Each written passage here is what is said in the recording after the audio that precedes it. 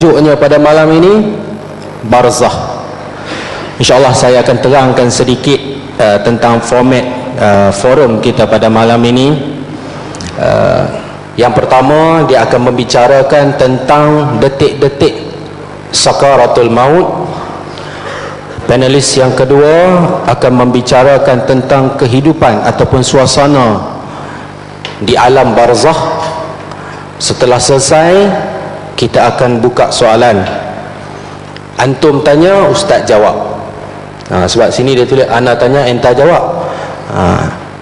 Enta tanya, ana jawab. Jadi kita buat antum tanya, ustaz jawab. Jadi soalan akan melalui SMS ataupun WhatsApp, yang mana kita akan maklumkan kelak, insya-Allah.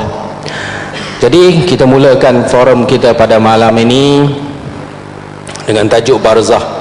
Sebelum tu kita nak bagi sedikit lagu ataupun nasyid. Boleh Ustaz? Sebab apa malam ni Ustaz Aslin ada? Nampak ingat Ustaz Aslin seorang boleh nasyid.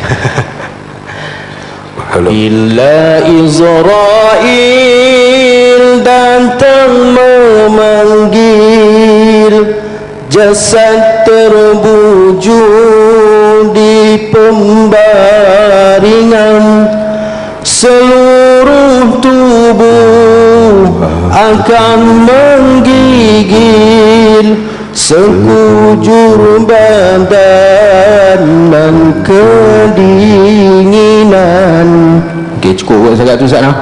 Jadi kita nak serah pada Ustaz Abdullah Khairi tentang bab yang pertama, persoalan pertama Ustaz.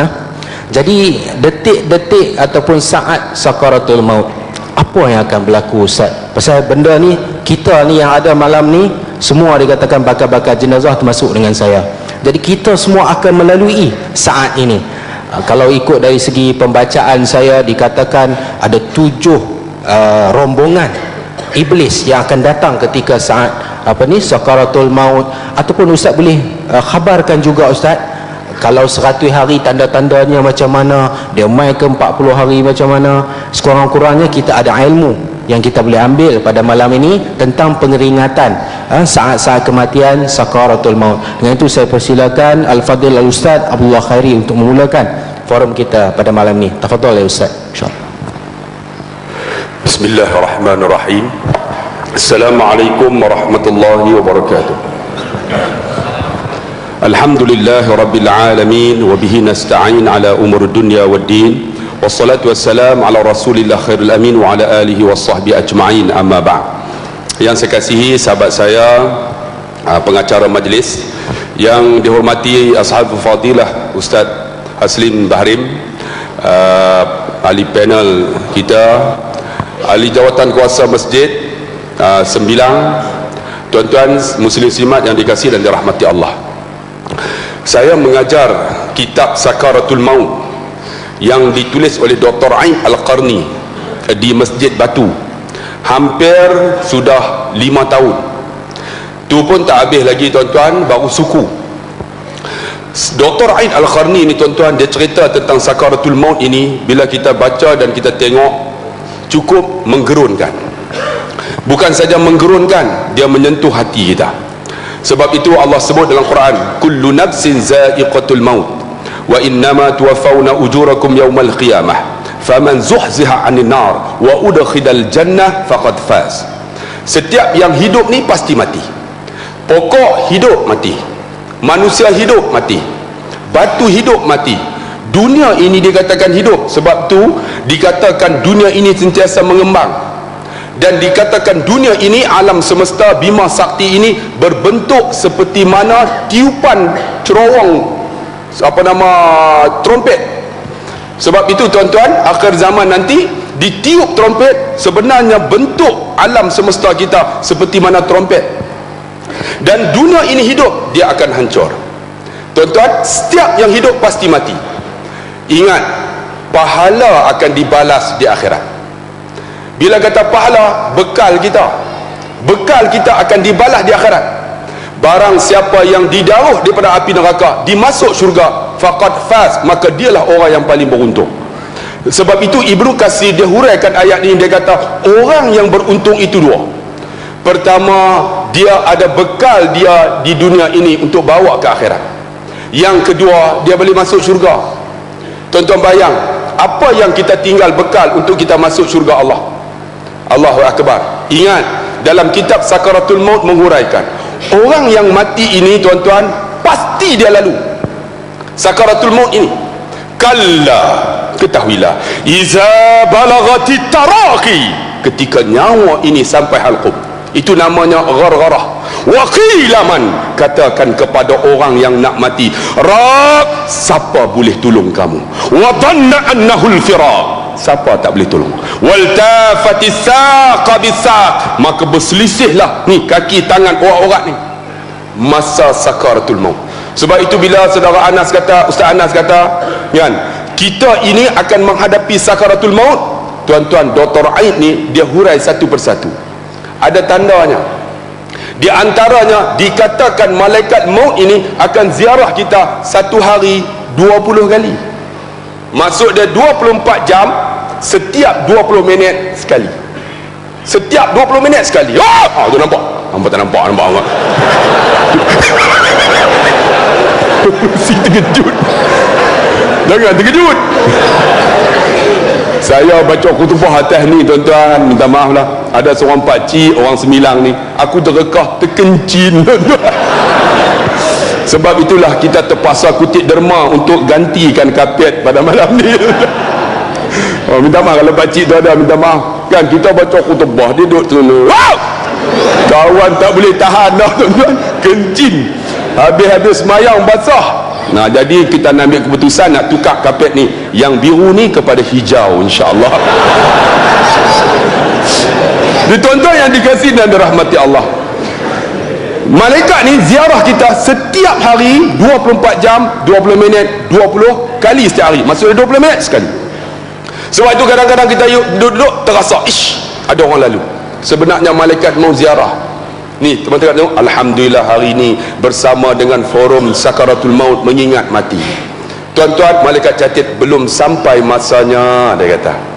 Tiba-tiba sampai. Bila sampai, kata Dr. Aid, dia akan sampai pada waktu 100 hari.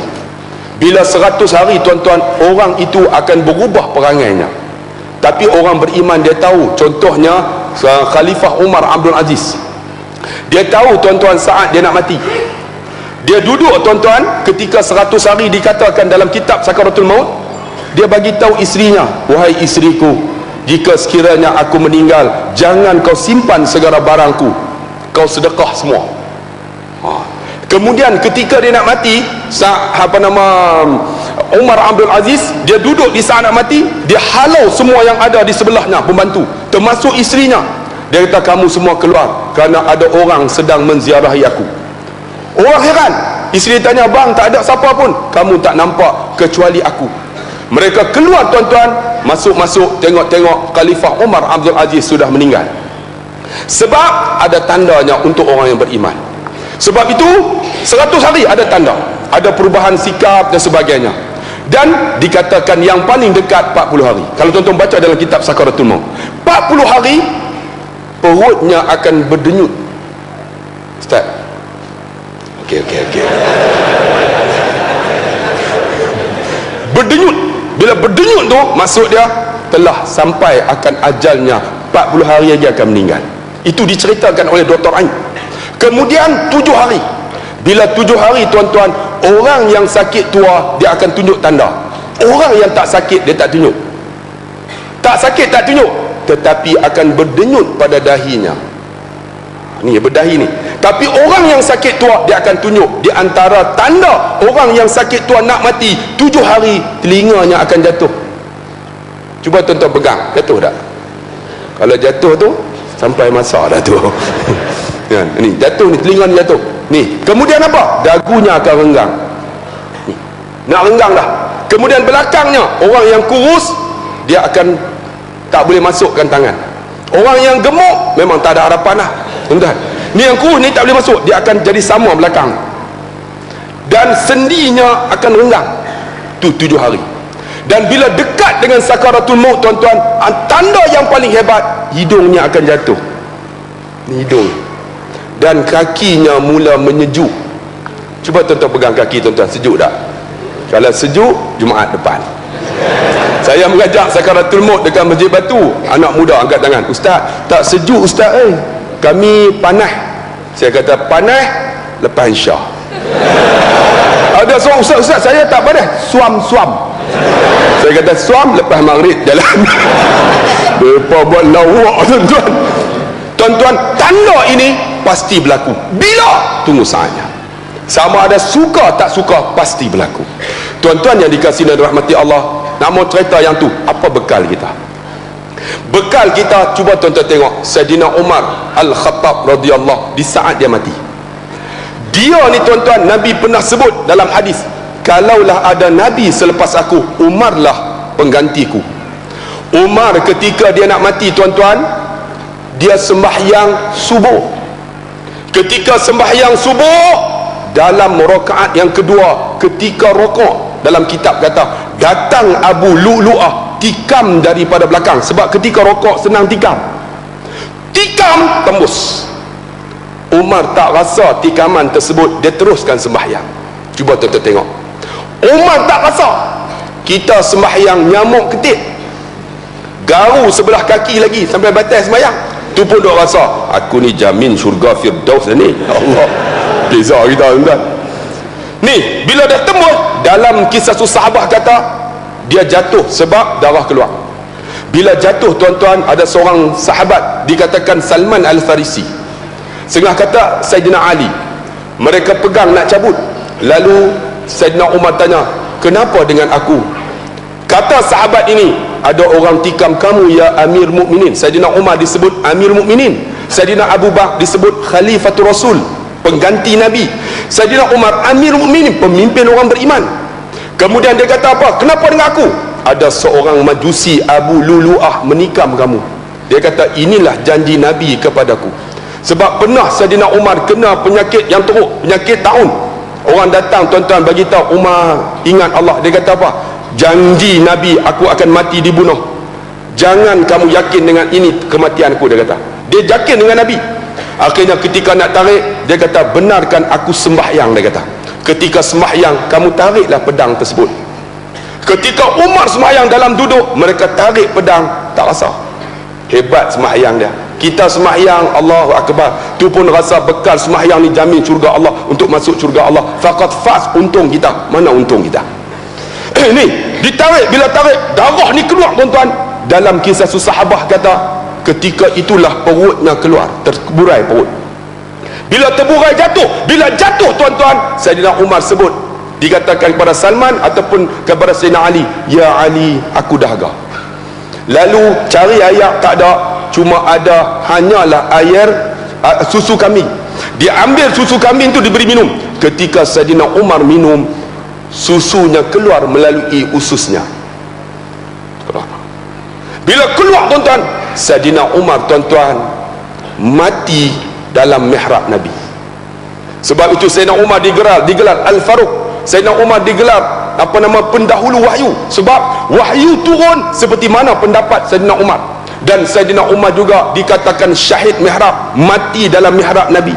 Bang, cuba tengok Saidina Umar yang dikata asyarul mubasyirin fil jannah, 10 orang yang jamin masuk syurga Allah. Umar Al-Khattab, bekal dia apa?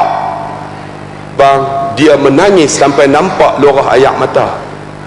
Kita lorah air mata pun tak ada, tak pernah menangis. Tu pun dok rasa aku jamin syurga Allah, sedangkan dia jamin syurga Allah. Cuba tengok bekal dia. Lagi siapa? Cuba tuan-tuan tengok seorang lagi, anak muda nama Mus'ab bin Umair. Saya cerita dalam kuliah. Tengok bekal dia. Allah bagi ilmu. Wahai anak muda, alhamdulillah malam ni ramai kita cari ilmu. Program ilmu ni cukup seronok dekat Pulau Pinang. Mengajar ramai orang, seronok. Tambah-tambah Masjid Semilang ni. Saya harap sangatlah tuan-tuan, tahun depan kita nak buat pemilihan, kekalkan yang ada. Tahun ni nak buat juga. Lepas tu nak ganti hak baru. Hak baru juga. Hak baru. Ada. Alhamdulillah. Itu lagi lah Bazan tobat aku tak boleh baca khutbah dah. Tuan-tuan, kekalkan program ilmu penuh tiap-tiap malam. Ni disponsor pula. Tuan-tuan, malam-malam ada ceramah agama, punya meriah. Bila ada ceramah agama, program ilmu, Allah angkat bala umum bang. Allah angkat bala umum. Tu pun ada orang komplain lagi. Saya dengar kabar ada orang komplain sekitar-sekitar ini kerana tuan-tuan datang parking tepi rumah mereka. Apa parking depan rumah kami? Tuan-tuan, parking atas bumbung mereka. Bumbung marah tuan. Sedangkan parking itu tuan-tuan, dia benar, dia dapat pahala, tapi dia tak nampak pahala tu. Allahu Akbar. Sebab itu tuan-tuan, saya nak bagi tahu, Mus'ab bin Umair, anak muda, ketika mana tuan-tuan dia belum Islam, dia ni pakai baju tuan-tuan, pagi lain petang lain. Dia ni cantik tuan-tuan, anak muda yang cantik macam Anas lah. Dan saya yang sebelah tu jangan pakai tuan-tuan. Aku forum pertama aku hentam dulu, lagi dia hantar aku. Sebelum apa-apa berlaku, biar kita hantam dulu tuan-tuan. Jadi cantik ni, segak ni tuan. Bila segak tuan-tuan, dia pakai minyak wangi harum semerbak. Bila dia lalu di pekan Mekah, anak gadis akan mengintai. Tengok Mus'ab, oh, punya amboi ham saya buat. Segaknya, cantiknya, wanginya. Kita kalau lalu dekat pekan Seberang Jaya, ada orang firit tak? Cuba tengok, anjing lari.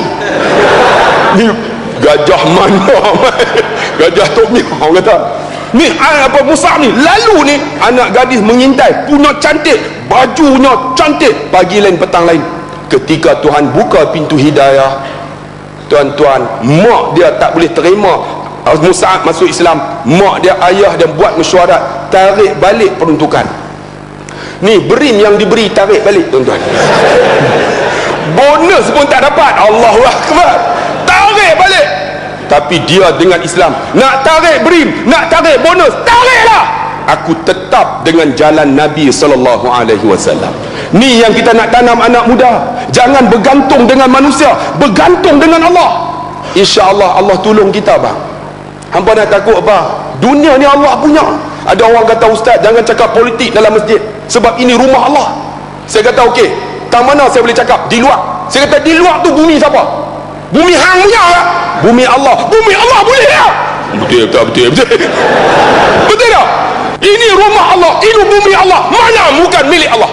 Mana? Semua milik Allah tuan-tuan. Sebab tu bila Mus'ab ni ditarik balik, dia tetap dengan Islam. Bila Islam, bajunya tak ada, tapi Allah bagi dia bukan baju, Allah bagi ilmu. Wahai anak muda, cari ilmu. Mungkin 10 tahun akan datang, ini Ustaz Anas. Ini Ustaz Anas tuan-tuan, suara dia sedap, dia bekas penyanyi tuan-tuan. Ini mungkin Ustaz esok 10 tahun, betul tak? Saya dulu 10 tahun macam ni juga, duduk depan. Saya pegang buku jilid Islami 1 sampai 10. Mana Ustaz saya catat, nama apa, tajuk apa, di mana ceramah, saya ambil intipati. Kemudian yang benar disampaikan oleh siapa, Ustaz tu kena sign. Saya simpan 10 jilid. Akhirnya tuan-tuan, Allah angkat darjah. Yarfa'illahu alladhina amanu minkum walladhina utu ilma darajat. Allah angkat. Ni esok 10 tahun, tengok ni Ustaz. Tiada Ustaz tak mau mangkuk ayun dia duduk depan, tak mau. Kalau tak mau tak apa, ketua pembangkang lah. Tak mau juga Perdana Menteri. Mau Perdana Menteri tu Los Benda pun tak pakai.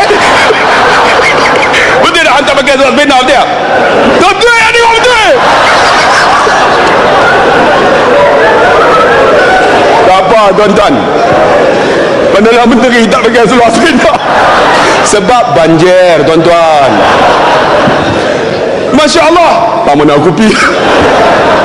Tarik balik, tariklah, tak apa. Walaupun bajunya lusuh, Allah bagi ilmu. Bila bagi ilmu bang, ketika Nabi hijrah, siapakah yang Nabi hantar orang nombor 1 untuk hijrah sebelum Nabi? Mus'ab bin Umair. Mus'ab pergi dulu mendidik penduduk Madinah, didik dengan ilmu yang Tuhan bagi kat dia. Itu yang hebat bang. Ini bekal kita bang. Wahai anak muda, ini bekal kita. Mana bekal kita untuk akhirat? Ni Mus'ab diberi ilmu, dia pergi dakwah tuan-tuan orang Madinah. Akhirnya Nabi berhijrah. Ketika peperangan Uhud, Mus'ab berjuang. Ketika berjuang tuan-tuan, Mus'ab gugur sebagai syuhada.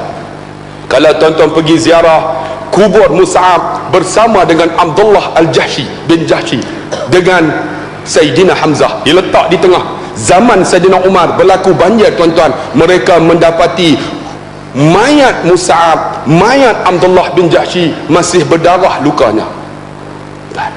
Ni berjuang, bila berjuang tuan-tuan, Mus'ab gugur syuhada. Para sahabat cari para yang mati ni untuk ke bumi. Bila cari tuan-tuan dapat, mereka tutup dengan kain ke bumi, tutup dengan kain ke bumi. Sebab apa? Tak perlu mandi, tak perlu sembahyang. Orang syahid akan jadi saksi di akhirat. Ke bumi, sampai dekat Mus'ab tak ada kain. Cari-cari ada satu selimut kecil aja, mereka tutup kepala, terbuka kaki.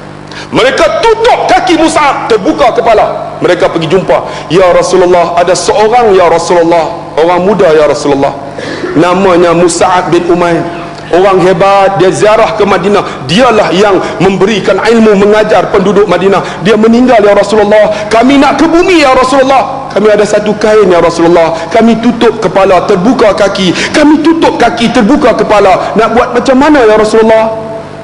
Nabi menangis. Nabi terkenang, Mus'ab anak orang kaya, mati tak ada kain ke bumi. Lalu Nabi kata, wahai sahabatku, ke bumilah Mus'ab dengan kamu tutup kain tersebut akan kepalanya. Kakinya ya Rasulullah. Lalu Nabi kata, kakinya kau tutuplah dengan daun-daun kayu yang berada di sebelah Mus'ab. Mus'ab dikebumi dengan ditutup dengan kayu, tapi dia jamin syurga Allah. Wahai penduduk Sembilang, kamu yang dikebumi dengan kain susra, jamin syurga Allah. Tu pun duk halang program agama lagi, tu pun nak jamin syurga Allah. Ni duk hina ustaz-ustaz nak jamin syurga Allah, sedangkan dia mengajar ilmu. Sebab tu wahai anak muda, cari ilmu bang. 10 tahun akan datang, insya-Allah Perdana Menteri Malaysia tanpa seluar sependa. Saya yakin tuan-tuan. Sebab kata ustaz ni doa tuan-tuan. No ada no? Woi, enggak. Itu Mus'ab, itu bekal dia ilmu. Lagi apa? Satu lagi insya-Allah saya bagi pada ustaz. Satu lagi seorang hamba Allah. Tuan-tuan tahu siapa? Khalid Al-Walid. Khalid ni dia berjuang tuan-tuan, dia tak kira mana perbatasan. Sehingga tuan-tuan pernah Saidina Umar memecat Khalid Al-Walid, digantikan dengan Abu Ubaidah. Diganti dalam peperangan ni, tengah duk perang. Lalu dihantar utusan. Bila hantar utusan, wahai Khalid, kamu diganti oleh Abu Ubaidah. Khalid terus berjuang. Kalau kita macam mana? Tengah duk perang diganti, belah balik terus ya. Betul tak? Ni terus berjuang. Habis berjuang, wahai Abu Ubaidah, ini giliran kamu. Tengok, dipecat pun terus berjuang. Lalu mereka tanya, wahai Khalid, kenapa kamu terus berjuang walaupun kamu dipecat oleh Umar? Apa kata Khalid? Aku berjuang bukan kerana Umar, tapi aku berjuang Tuhan kepada Umar. Bang, ini hebat dah. Tengok, ketika dia mati, tuan-tuan nak mati, dia duduk atas katil, sakit tua. Lalu sahabat datang, wahai Khalid, bagaimana kamu? Dia kata apa? Menangis dia. Dia kata, hari ini aku akan dikebumikan. Sesungguhnya aku mati lebih hina daripada seekor kambing. Masya Allah. Sebab apa? Ni tubuh dia penuh dengan ni luka, tapi dia tak mati tuan-tuan. Tapi dia mati atas katil, tapi hidup dia semata-mata untuk Islam. Wahai anak muda, ini bekal kita bang. Kalau kamu hidup dengan Islam, harap mati dengan Islam. Tengok di Bangi tuan-tuan, ada seorang pakcik sentiasa di kuliah. Ni pi Kunuri, lari balik untuk dengar kuliah. Pi mana kuliah? Dia mati lepas solat Zuhur, ketika sujud di hadapan Allah. Allah bagi benda baik bang. Ingat, pokok fast, orang yang beruntung berbekal kita. Bila bekal itu jamin syurga Allah Subhanahu wa taala. Makcik, mana bekal kita makcik? Kalau hidup duk hina ulama, hina orang-orang alim, hina orang datang masjid, mana bekal kita bang? Esok kita akan datang ke masjid ni, bila dah mati dibawa letak di depan, Pak Imam duduk belakang. Sepatutnya orang yang tak main masjid ni, Anas ambil nama. Yang mati ni tak main masjid, sembahyang dekat tandai, ataupun sembahyang dekat rumah dia. Baru dia tahu. Kami ingat tikam batu, bila ada orang tak main masjid, kita buat macam tu. Tak main masjid, sembahyang di rumah. mayat-mayat di rumah sebab dia tak pernah main masjid. Dia mati ditanam hujung kubur tu seorang ya. Lepas tu pakat main semua, try tengok no? Baru tahu ni banyak orang macam ni. Saya baca khutbah duk sembang tu, bom aku tak ada sembang juga tuan. Tapi yang bagi daripada lori, saya baca khutbah berhenti penuh, berhenti daripada lori. Habis ceramah, habis khutbah, lepas semayang, Ustaz, terima kasih Ustaz, kami daripada lori tak pernah kena puji. Ini kena puji Ustaz, alhamdulillah. Saya kata driver kerja yang paling sabar daripada lori lah. Nak pergi Kelantan tu berapa jam tuan-tuan? Kita nak kereta 4 jam paling lewat, depa 16 jam. Orang potong orang ajak dia, lambat orang maki, cepat orang maki, potong orang maki, potong depa pom lampu lah pak. Tapi sabar. Saya kata orang yang paling sabar depa lori, depa hati doa, depa lori kena puji tuan-tuan. Ni dalam khutbah, ini khutbah alhamdulillah, hampa nak tidur aku elon jalan lena habis. InsyaAllah kalau boleh kekalkan tuan-tuan jawatan kuasa kita. Masjid Semilang ni bukan terkenal di sini, seluruh Malaysia. Saya pi bila kata Semilang orang kenal. Satu lagi masjid Bertam, satu lagi masjid yang tak pernah runtuh, je batu. Oh, terkenal tuan-tuan. Batu tuan-tuan, batu. Batu tu tak boleh buat apa tuan-tuan. Bubuh apa pun memang batu dia. Jadi insyaAllah saya haraplah tuan-tuan, sakaratul maut ni pasti berlaku. Mana bekal kita bang? Kan? Kita kata Allah semayang hebat. Bang, semayang kita belum tentu jamin syurga Allah. Tapi bang, buatlah dengan yang terbaik. Kita kata ya Allah aku banyak sedekah kita RM1. RM1 Ustaz. Ada orang bagi RM1, gaji RM3,000 bagi RM1. Cuba tuan-tuan bayang. Semalam saya buat forum, kami dah 4 hari dengan Ustaz Aslin. Saya Aslin tengok forum muka dia, aku pun meluat tengok dah. Tapi kami sayang tuan-tuan. Ni malam terakhir ni, alhamdulillah, dua malam lepas kita buat forum kutip derma. Ada yang bagi rantai, bagi cincin, bagi gelang Ustaz tu. Ni bagi, saya kata kalau RM1 nak hantar pergi Kelantan, apa boleh buat? RM1 tuan-tuan, gaji RM3,000 bagi RM1. Nak buat apa? Mereka hilang rumah RM2,000 bang. RM2,000 hilang rumah, kita bagi RM1. Kok jamban pun tak lepas. Tuan-tuan bayang, nak berak pun kena duit kan? Tu berak duit 3 kupang. Ni seketul sekupang tu, boom sekupang, boom. Jangan lebih 3. Berak pun kena duit. Sebab tu saya tuan-tuan masuk jamban, saya terkejut. Bukan saja di Pulau Pinang, di Johor sebenarnya saya dapat pantun tu lah. Masuk di jamban tu, mereka buat pantun kat saya. Masuk nak kencing kan, kita duduk, ada pantun pula.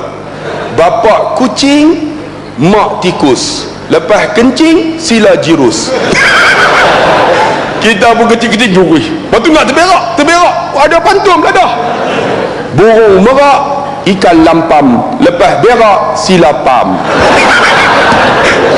Depa pandai tu tuan-tuan. Jadi kita pun tak payah habaq tu faham Perdana Menteri gelak dah. Hang sulak spender tak pakai anda awak. Tuan-tuan, mana sedekah kita?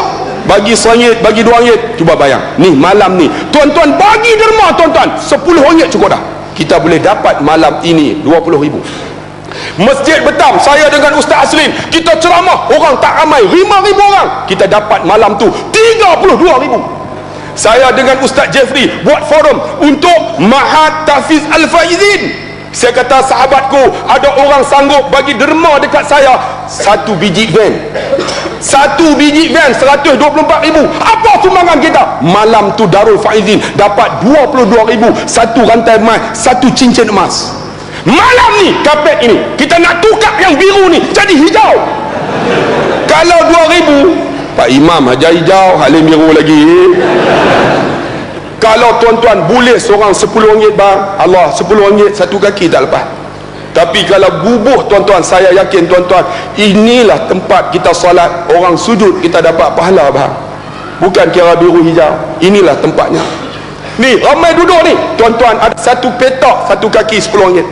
Kita duduk ni tuan-tuan, selagi mana dia duduk dia dapat pahala. Orang yang bagi kapet dapat pahala dah, dapat pahala lah.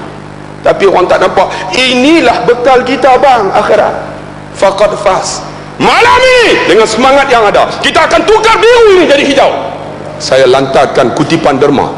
Mari tuan-tuan yang bertugas tolong bergerak untuk kita kutip insya-Allah derma kita pada malam ini. Kalau tak sempat pun insya-Allah di luar sana kalau tuan-tuan tak bawa duit, kita sediakan tikas sejadah. Jadi tuan-tuan boleh bubuh. Jangan buat biru lah, biru tu orang tak mau lah tuan-tuan. Buh yang hijau RM5 menjadilah. Ada orang kata ustaz RM1 pun jadi. Saya kata apa? Dia kata daripada tak buh langsung biar buh. Janganlah bagi banyak sikit. InsyaAllah kita harap malam ni boleh dapat dalam 20,000 dan ada sponsor-sponsor boleh support. Kita nak tukar kapet ini kerana kapet ni telah pun kena ayat kencing tuan-tuan. Jadi eloklah ditukar dan harap-harap bukan saja tukar, aircon pun mereka tak pasang. Panas nak mampus. Ada aircon tak? Awak panas? Ramai. Oh bagus. Tambah lagi insya-Allah. InsyaAllah jalan sampai belakang. Makcik-makcik kalau mampu ada duit dan insya-Allah gelang-gelang rasa tak mau guna dah, bagilah. InsyaAllah makcik kita gunakan kapet ini untuk sembahyang. Selagi mana kapet ini diguna, selagi itulah pahala kita di akhirat. Ini bekal kita. Faqat faz, itulah orang yang beruntung. Sekian.